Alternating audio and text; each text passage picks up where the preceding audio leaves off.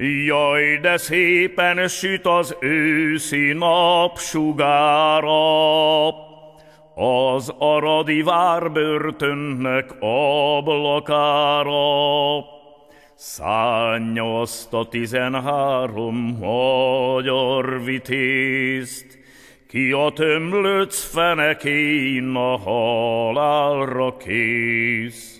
Elítélték sorban mind a 13-at, szőttek, fontak a nyakukba 1000 vádat.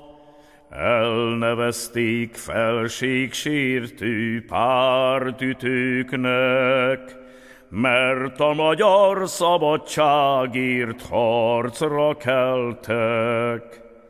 Uramisten, az ítélet akasztófa, mintha rablók úton állók lettek volna, mintha méltók nem volnának egy lövetre, katonákhoz, férfiakhoz illő végre.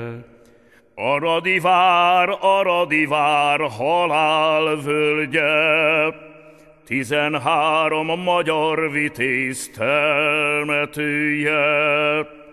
Viruljanak sírjagyikon vérvirágok, felejthetetlen légyen az ő halálok. Viruljanak sírjagyikon vérvirágok, felejthetetlen légyen az ő halálok.